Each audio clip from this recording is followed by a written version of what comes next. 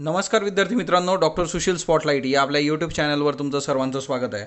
आज आपण 30 जुलै 2020च्या चालू घडामोडींचं विश्लेषण बघणार आहोत. तत्पूर्वी डॉक्टर सुशील स्पॉटलाईटला टेलिग्रामवर फॉलो करण्यासाठी डिस्क्रिप्शनमध्ये लिंक दिलेली आहे. फेसबुकवरही आपला ग्रुप आहे, तिथेही तुम्ही फॉलो करू शकता. आजचं जी सर्वात महत्त्वाची न्यूज आहे ती म्हणजे नवीन शिक्षणाचं जो धोरण आहे आपलं राष्ट्रीय शैक्षणिक धोरण, तर त्याचे महत्त्वाचे मुद्दे आपण बघूयात आणि याच्यावर एक सेपरेट लेक्चर पण बनवूयात. कारण वेगवेगळ्या ठिकाणी वेगवेगळे मुद्दे असतात बऱ्यापैकी आणि ते सगळ्या गोष्टी प्रॉपर कॉम्प्रिहेन्सिव्ह आपण एका ठिकाणी घेऊ, जेणेकरून तिच्यातल्या कुठल्याही गोष्टी राहता कामा नये. तर याच्यातल्या काही बेसिक गोष्टी अशा आहे की 10वी-12वीचं जे बोर्ड आहे त्याचं महत्त्व कमी करण्यात आलेलं आहे. त्याचं रिझन असं आहे की या मसुद्यामध्ये असं म्हटलं गेलं होतं है ना, कस्तुरीरंगन यांनी बनवलेला मसुदा आहे हा आपण इयरबुकमध्ये पण कव्हर केला होता. लास्ट इयरच्या लेक्चरमध्ये पण आपण हे घेतलं होतं. फक्त आता काय झालेलं आहे की त्याला मंजुरी दिलेली आहे. आता हे 10वी-12वीच्या बोर्डाचं महत्त्व कमी करण्याचं कारण असं आहे की या मसुद्यामध्ये लिहिलेलं आहे की प्रायव्हेट कोचिंग जे काही आहे, प्रायव्हेट कोचिंग क्लासेस, त्या प्रायव्हेट कोचिंग क्लासेसला याच्यामधून मोठ्या प्रमाणावर स्कोप मिळतो किंवा मोठ्या प्रमाणावर त्यांच्यासाठी गोष्टी फेवरेबल आहे. म्हणून 10वी-12वीच्या बोर्डाचं आणि त्या परीक्षांचं महत्त्व थोडं कमी करणं. 5वीपर्यंत जिथं शक्य आहे त्या ठिकाणी मातृभाषेतून शिक्षण देणं. आता मातृभाषेतून शिक्षणासंबंधीचं कलम कुठलं आहे ते मला कमेंट बॉक्समध्ये सांगा, की जे आपण बऱ्याचदा डिस्कस करत असतो. त्याच्यानंतर आंतरशाखीय शिक्षणाला सुद्धा याच्यातून सुरुवात होणार आहे. याच्यातले महत्त्वाचे जे मुद्दे आहेत, तर आधीचं जे काही आपलं शिक्षण होतं, म्हणजे आता खरं तर हा जो मसुदा आलेला आहे हा 34 वर्षानंतर आलेला आहे. शिक्षणाचं धोरण जे आहे 34 इयर्स आफ्टर, तर हे फार महत्त्वाचं आहे. 34 वर्ष झालेले आहेत. दुसरं महत्त्वाचं म्हणजे काय की आता आधीची रचना जी होती शिक्षणाची ती 10+2 अशी होती. आता ती 5+3+4 अशी असणार आहे. मग आता तिच्यामध्ये जे आहे की 5वीपर्यंत मातृभाषेत शिक्षणाला प्राधान्य दिलं जाणार आहे. कंपल्शन असं नाही आहे, ते प्राधान्य आहे. दुसरी महत्त्वाची गोष्ट जी आहे की 6वी नंतर व्यावसायिक शिक्षणसुद्धा दिलं जाईल. तर ही एक महत्त्वाची गोष्ट आहे. या 5-3-3-4च्या याच्यामध्ये काय आहे ना की आता तुम्ही पूर्ण वर्ष जर बघितले तर हे 10+2 12 होते. तर इथं जे आहे ते 15 वर्ष होत आहेत टोटल. 5+3+3+4 6×5=11 आणि 4=15. आता पहिली जी 3 वर्ष आहे तिच्यातली ती पूर्व प्राथमिकसाठी आहे. नंतरची 2 वर्ष पहिली दुसरीसाठी आहे. म्हणजे पहिले जे 5 तुम्हाला दिसत आहेत तिच्यातले पहिले 3 वर्ष जे आहेत ते पूर्व प्राथमिक, मग नंतर पहिली दुसरी. त्याच्यानंतर प्रत्येकी 3 वर्ष 3री ते 5वी आहे, 6वी ते 8वी आहे आणि नंतरची 4 वर्षे आहेत ती 9वी ते 12वी अशी आहेत. म्हणजे 15 वर्षांमध्ये शालेय शिक्षण विभागण्यात आलेलं आहे. आधी कसं होतं 10+2 होतं, पहिली दुसरी तिसरी चौथी. आता पहिले 3 वर्ष जे आहेत ह्या 15तले ते पूर्व प्राथमिक असे केलेले आहेत. कारण तुम्ही बघितलं असेल की या बऱ्याच ठिकाणी आता नर्सरी, KG आणि काय काय ते सगळं 1 2 3 प्रकार. त्याच्यामुळे हा एक मसुदा एक महत्त्वाचा आहे. त्याच्यानंतर दुसरी महत्त्वाची गोष्ट की 2 शिक्षण प्रकार जे काही असतात, वेगवेगळ्या ज्या शाखा असतात, तर त्यांना आंतरशाखीय किंवा समन्वयीकरण करण्यात आलेलं आहे. की म्हणजे एकाच वेळेस तुम्ही 2 शाखांमध्ये शिकू शकता. म्हणजे फॉर एक्झाम्पल इथं दिलं यांनी की इंजिनिअरिंग, अभियांत्रिकी आणि संगीत तुम्ही एकाच वेळेस शिकू शकता आणि दोन्ही विषय घेऊन उच्च शिक्षण पूर्ण करता येऊ शकतं तुम्हाला. त्याच्यानंतर दुसरी महत्त्वाची गोष्ट जी आहे या सगळ्या याच्यामध्ये की जे काही मनुष्यबळ विकास मंत्रालय असं नाव होतं, मिनिस्ट्री ऑफ HRD असं जे नाव होतं, तर मिनिस्ट्री ऑफ HRDचं आता जे काय असणार आहे तर ते शिक्षण मंत्रालय, एज्युकेशन मिनिस्ट्री. ओके, तर हा एक महत्त्वाचा बदल आहे. शिक्षण मंत्रालयाचं नावच चेंज करण्यात आलेलं आहे. तर है ना, तर ही एक गोष्ट MCQसाठी खूप महत्त्वाची आहे. शिक्षण मंत्रालय लक्षात ठेवा, हे आपल्याला विचारलं जाऊ शकतं. त्याच्यानंतर दुसरी महत्त्वाची गोष्ट की उच्च शिक्षण जे काही आहे तिच्यातले अभ्यासक्रम जे आहे हिच्यामधल्या 2 गोष्टी वगळता, एक मेडिकल आणि लॉ, या 2 गोष्टी ज्या वगळल्या तुम्ही बाजूला, मेडिकल आणि लॉ एक्सेप्शन आहे याच्यासाठी, विधी आणि वैद्यकीय, हे सगळं सोडलं तर बाकी सर्व उच्च शिक्षणातल्या अभ्यासक्रमासाठी एकच नियामक मंडळ असणार आहे त्या काळामध्ये. कारण वेगवेगळी नियामक मंडळं झाली आणि तिच्याने गडबड होते सगळी. आंतरशाखीय शिक्षण आपण बघितलं आहे. त्याच्यानंतर MPhil ऐवजी डायरेक्ट PhD. आता MPhil जे आहे ते हिच्यामुळे या शिक्षण धोरणामुळे जे आहे ते MPhil नसणार आहे इथून पुढे, है ना. आता जे असेल की PhD असेल. त्या PhDमध्ये पण एक असं आहे की तुम्ही 3 वर्षाचं ग्रॅज्युएशन, मग 2 वर्षाचं PG आणि मग PhD असं नाही. तर 4 वर्षात हा कोर्स कंप्लीट करता येणार आहे की 3 वर्ष ग्रॅज्युएशन केलं, 4थ्या वर्षी तुम्ही BA रिसर्च वगैरे अशा टाईपचे एखादं ते हे करणार आणि 4 वर्षानंतर तुम्ही PhDला जाऊ शकता. त्याच्यानंतर नेक्स्ट वन, शुल्क निश्चिती. आता 2030पर्यंत प्रत्येक जिल्ह्यात किमान एक तरी बहुविध आंतरशाखीय महाविद्यालय सुरू करण्यात येणार आहे. ओके, आणि हे केंद्रीय शिक्षण मंत्रालयाने आता लक्ष ठेवलेलं आहे. बघा, नाव पण आलं, केंद्रीय शिक्षण मंत्रालय. आणि आतापर्यंत कसं होतं की एकाच शाखेतली पदवी दिली जात होती. आता बहुविध शाखांमध्ये एकाच वेळेस ती तुम्ही पूर्ण करू शकता. आणि दुसरी महत्त्वाची गोष्ट की विद्यापीठच नाही तर जे काही महाविद्यालय आहेत ते पण बहुविध शाखा अभ्यासक्रम घेऊन येतील आणि तिच्यात त्यानुसार शुल्क निश्चिती आहे ती करण्यात येईल. तर ते एक महत्त्वाचं आहे. खाजगी आणि सरकारी या दोघांच्या बाबतीमध्ये शुल्क निश्चिती जी आहे त्याच्यासाठीच्या शर्ती ज्या असतील त्या समान असतील. तर ते हे एक आपल्यासाठी महत्त्वाचं आहे. प्रगती पुस्तक जे आहे तर तिच्यात फक्त गुण आणि शिक्षकाचा शेरा नसणार आहे. विद्यार्थी, सहविद्यार्थी आणि शिक्षण यांनी मूल्यमापन करायचं आहे स्वतः, आणि त्याच्यामधून त्या गोष्टी असतील की म्हणजे जीवन कौशल्याचा विकास याच्यावर भर देण्यात आलेला आहे याच्यामध्ये. तर हे काही महत्त्वाचे मुद्दे होते. याच्यानंतर दुसरा महत्त्वाचा मुद्दा म्हणजे काय की हे आपण बघितलं 12वीच्या परीक्षा कायम असतील पण त्याचं महत्त्व कमी करण्यात येईल. हां, स्कूल कॉम्प्लेक्स हा एक महत्त्वाचा कन्सेप्ट आहे, MCQसाठी लक्षात ठेवा. स्कूल कॉम्प्लेक्स म्हणजे काय की शाळा वगैरे बंद करायच्या नाही, त्याच्याऐवजी काय करायचं की वेगवेगळ्या ज्या शाळा आहेत त्यांचा एक गट तयार करायचा आणि मग त्याच्यातल्या ज्या सुविधा आहेत त्या इंटरचेंज करत राहायच्या. जसं शिक्षक असतील है ना, तर एकमेकांकडचे शिक्षक एकमेकांकडे जाऊन शिकतील. म्हणजे जवळपास 30 शाळा तुम्ही याच्यामध्ये स्कूल कॉम्प्लेक्समध्ये एकत्र करू शकता आणि तिच्यातून एकमेकांचे रिसोर्सेस वापरून तिथं काम करू शकता. हा एक महत्त्वाचा पर्याय आहे. स्थानिक भाषेतून शिक्षण आपण बघितलं आहे की जिथं ते शक्य असेल अशा ठिकाणी 5वीपर्यंत.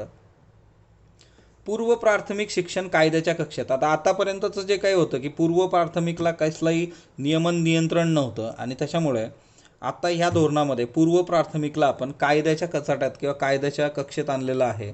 नाहीतर मग तिथं मनमानी होत होती. तर ते एक महत्त्वाचं आहे. त्याच्यानंतर नेक्स्ट वन, आता मी तुम्हाला हे सांगितलं की पदवी शिक्षण 3 स्तरात असेल आणि आंतरविद्यालयीन शिक्षणावर भर राहील. दुसरी महत्त्वाची गोष्ट याच्यामध्ये जी आहे की ॲकॅडमिक बँक ऑफ क्रेडिट्स हे असं असणार आहे. आता काय होतं ना की ॲकॅडमिक बँक ऑफ क्रेडिट्स नावाची ही संकल्पना काय आहे की तुमच्या आवडीनुसार तुम्ही शिक्षण घेऊ शकता आणि त्याच्यानुसार तुम्ही जे काही शिक्षण घेत असतात तर शिक्षण धोरणामध्ये एक श्रेयांक प्रणाली आहे. म्हणजे तुम्हाला एक पॉईंट्स दिले जातील. समजा फॉर एक्झाम्पल वेगवेगळ्या विषयात आणि वेगवेगळ्या संस्थांमध्ये तुम्ही जे काही श्रेयांक मिळवाल, पॉईंट्स मिळवाल, त्याच्यानुसार तुम्हाला डिग्री देण्यात येईल. म्हणजे ही जी ॲकॅडमिक बँक ऑफ क्रेडिट्स आहे तिथं विद्यार्थ्याचं अकाउंट असणार आणि त्यांनी समजा फॉर एक्झाम्पल ए शिक्षण संस्थेमध्ये 5 पॉईंट्स घेतले, बीमध्ये अजून काहीतरी शिक्षण घेतलं तिथं 10 पॉईंट घेतले, तर ह्या पॉईंट्स किंवा श्रेयांक तिथं जमा होतील त्या बँकेमध्ये आणि त्याच्यानंतर त्या श्रेयांकानुसार विद्यार्थ्याला पदवी दिली जाईल. आणि मग त्याच्यानंतर ऑनलाईनमध्ये किंवा तुम्ही मुक्त विद्यापीठातून शिक्षण घेताय तर त्या सगळ्या श्रेयांकांचा याच्यात विचार होईल. तर हे तुमच्यासाठी एक येत्या काळातल्या विद्यार्थ्यांना एक चांगली अपॉर्च्युनिटी आहे. National research foundation. तर विद्यापीठांमध्ये संशोधन जे आहे ते मोठ्या प्रमाणावर होताना दिसत नाही आणि त्याच्याकरता नॅशनल रिसर्च फाउंडेशन घेऊन येणार आहोत आपण की जिच्यामधून संशोधनाला प्रोत्साहन दिलं जाईल. आणि 5 वर्षाऐवजी 4 वर्षांनी PhDची मुभा. मी तुम्हाला सांगितलं की 3 वर्षाची डिग्री तुम्ही कंप्लीट केल्यानंतर 1 वर्षाचं पदव्युत्तर BA, BCom, BSc bye research असं करून तुम्हाला 4 वर्षानंतर PhDला डायरेक्ट जाता येईल. त्याच्यानंतर पुढचा जो मुद्दा आहे की आता हे द हिंदूचे सिंगल लायनर्स आहेत, 1 लायनर्स, हे तिच्यावर डायरेक्टली प्रश्न येऊ शकतो. युनिव्हर्सलायझेशन फ्रॉम एज 3 to 10, 3 ते 10 हे जे वर्ग आहेत ते 2030पर्यंत युनिव्हर्सलायझेशन करायचं सर्वांना शाळेत आणणं. त्याच्यानंतर लिटरसी अँड न्यूमरसी स्किल 2025पर्यंत की वाचता येणं, गणितं सोडवणं 2025पर्यंत याचा विकास करायचा. मदर टंग 5वीपर्यंत जिथं पॉसिबल असेल बघा आपण बघितलं. त्याच्यानंतर दुसरं महत्त्वाचं जे काय आहे की वोकेशनल जे काय आहे म्हणजे कौशल्य विकास आणि व्यावसायिक ते 6वीपासून सुरू होईल है ना. बोर्ड एक्झाम नव्याने डिझाईन होतील आपण बघितलं आहे. हा एक महत्त्वाचा मुद्दा आहे की किती स्पेंड केलं गेलं पाहिजे. तर GDPच्या 6% स्पेंड करणं अपेक्षित आहे. मिनिस्ट्री ऑफ ह्युमन रिसोर्सेसचं नाव मिनिस्ट्री ऑफ एज्युकेशन झालेलं आहे. टेक्नॉलॉजीचा वापर मोठ्या प्रमाणावर करण्यात येणार आहे डिजिटल इंडियामध्ये, डिजिटल एज्युकेशन.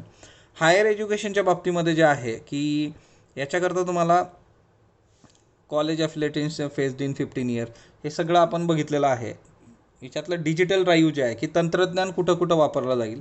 तर सगळ्यात महत्त्वाचं म्हणजे 2030पर्यंत मिनिमम डिग्री क्वालिफिकेशन जे राहणार आहे टीचिंगसाठी ते 4 वर्षाचं इंटिग्रेटेड BEd डिग्री असणार आहे. तर हे एक महत्त्वाचं आहे 2030पर्यंत.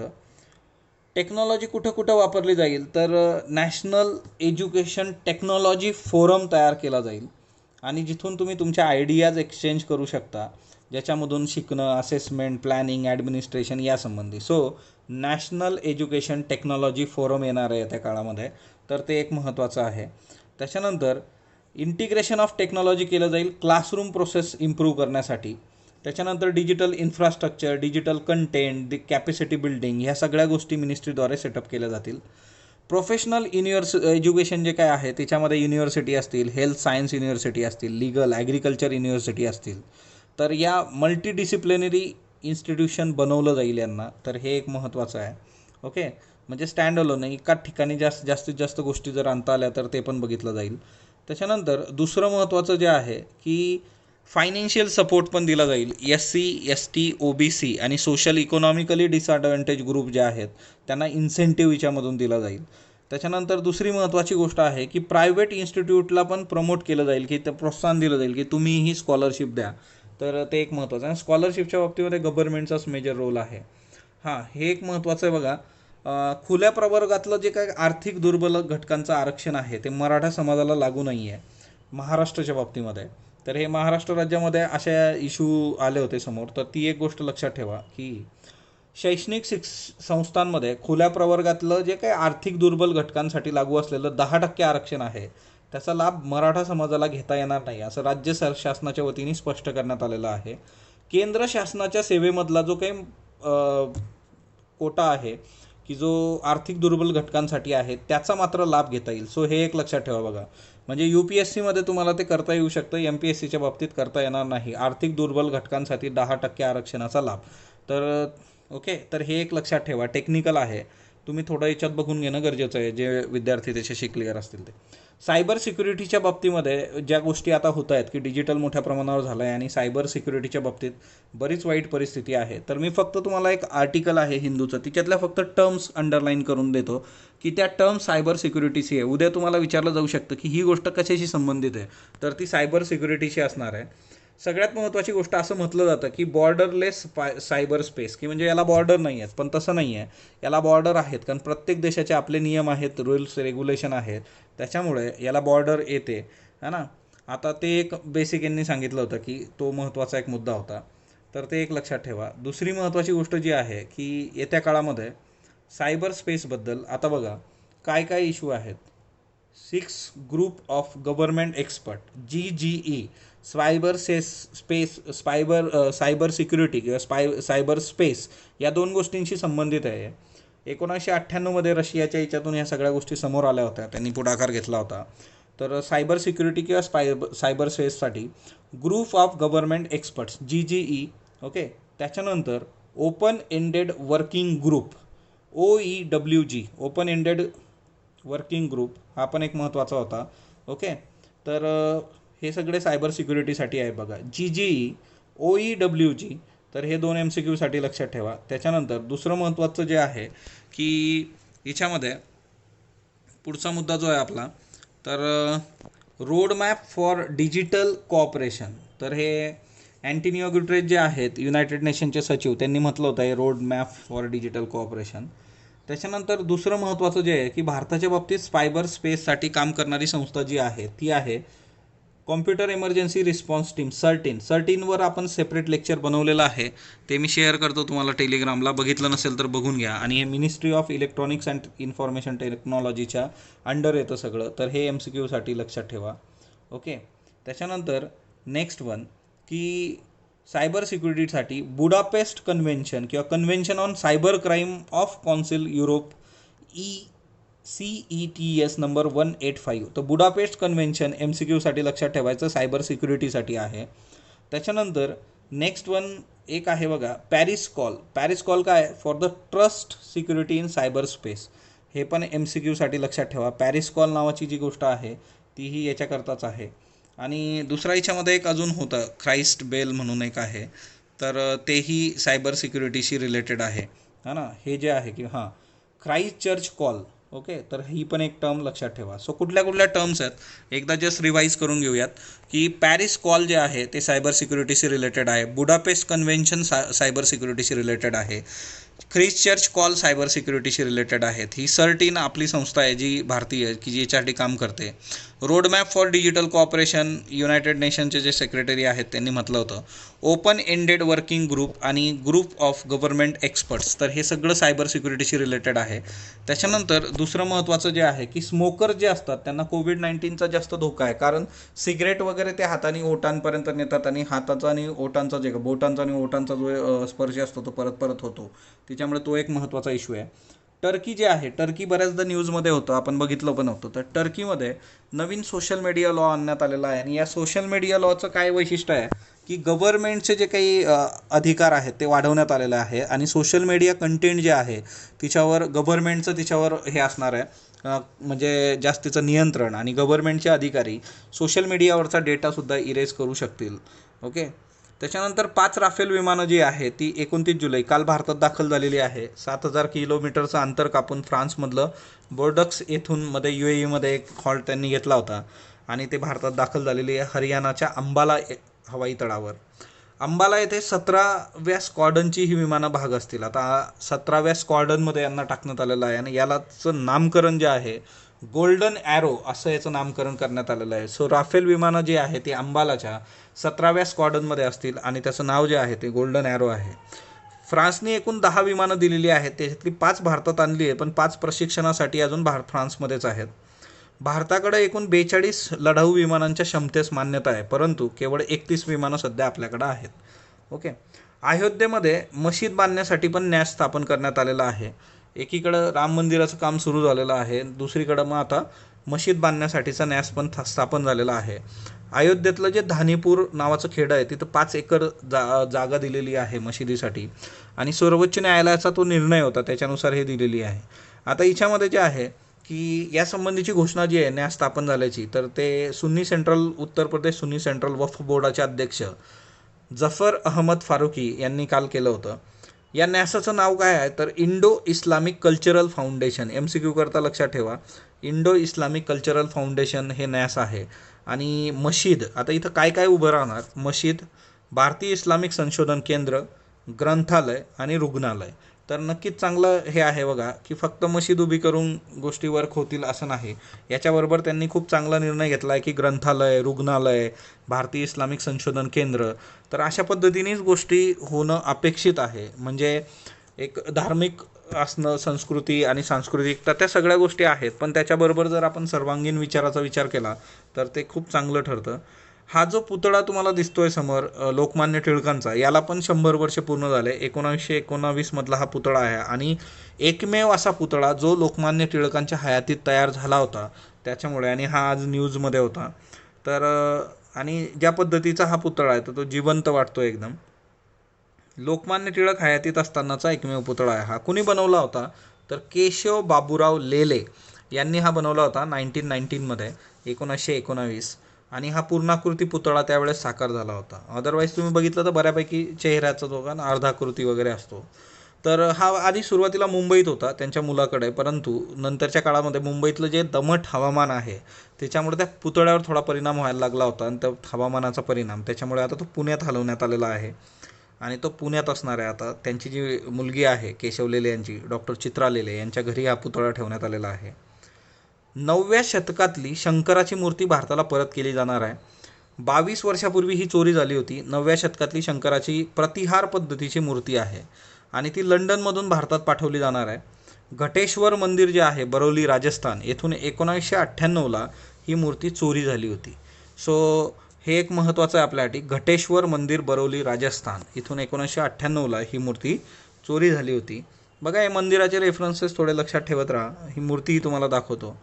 ही मूर्ती होती बघा, शंकराची मूर्ती आहे. इथं राईट लेगच्या इथं हा नंदीसुद्धा आहे ना, त्याचंही वर्णन त्यांनी केलेलं आहे.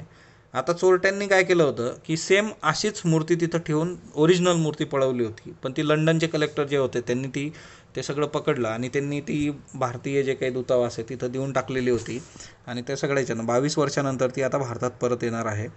कालचे जे प्रश्न होते त्या प्रश्नाची उत्तर बघा. मसालीत समाज जो आहे तो सुदानमध्ये आहे.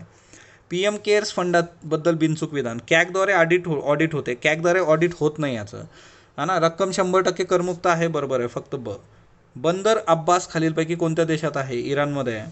हॅमर काय आहे? बघा, हॅमर बऱ्याच लोकांनी चुकवलं आहे. हॅमर कोविड-19 ॲपच्या काही कमेंट्स बघितल्या होत्या. हॅमर जे आहे ते क्षेपणास्त्र आहे, फ्रान्सच्याच कंपनीने बनवलेलं आहे आणि ते खास करून फ्रान्सचं एअरफोर्स आणि नेव्ही याच्यासाठी होतं, पण येत्या काळामध्ये आपणही विचार करतोय त्याचा. एस.आर. बोमई विरुद्ध भारत सरकार खटला कशाशी संबंधित आहे? तर एस.आर. बोमई विरुद्ध भारत सरकार हा जो खटला आहे, तर हा चुकीच्या पद्धतीने राष्ट्रपती राजवट आर्टिकल 356 जे लावलं जातं त्या संबंधीचा हा खटला आहे. त्याच्यानंतर आजचा प्रश्न घ्या, write down the important features of new education policy. Do you think that it is frame according to demand of present era? 15 mark 250 शब्दांसाठी एज्युकेशन पॉलिसीचे महत्त्वाचे फीचर्स प्लस तुम्हाला वाटतं का खरंच की ती आत्ताच्या सिच्युएशनला धरून आहे? MPSCसाठी शैक्षणिक धोरण 2020 एसे जो आहे 400 शब्दात तुम्हाला लिहायचा आहे. ओके. आता संरक्षण क्षेत्रामध्ये किती प्रत्यक्ष गुंतवणूक करण्याचा विचार केंद्र शासन करतं आहे? पहिलं 100%, 75%, 80%, 0%. गोलकनाथ विरुद्ध पंजाब राज्य हा खटला खालीलपैकी कशाशी संबंधित आहे? मूलभूत अधिकार, राज्यपालाचे अधिकार, राष्ट्रपतीचे अधिकार, केंद्र राज्य संबंध. वनविहार राष्ट्रीय उद्यान कोणत्या राज्यात आहे? महाराष्ट्र, गुजरात, राजस्थान, मध्य प्रदेश. नागार्जुन सागर व्याघ्र प्रकल्पाबद्दल बिनचूक विधान निवडा. 1. भारतातील सर्वात मोठा प्रकल्प आहे व्याघ्र प्रकल्प. गोदावरी नदी इथून वाहते. वाघांची संख्या इथं वाढलेली आहे. फक्त क. हिताम हे कोविड-19 साठीचं ॲप कोणत्या राज्याने काढलं आहे? महाराष्ट्र, गुजरात, तेलंगणा, केरळ. याची उत्तर तुम्ही कमेंट बॉक्समध्ये देणार आहात. स्पॉटलाईटला जो प्रतिसाद देतात त्याबद्दल मी आपला आभारी आहे. स्पॉटलाईटला लाईक करा, शेअर करा, सबस्क्राईब करा. धन्यवाद विद्यार्थी मित्रांनो.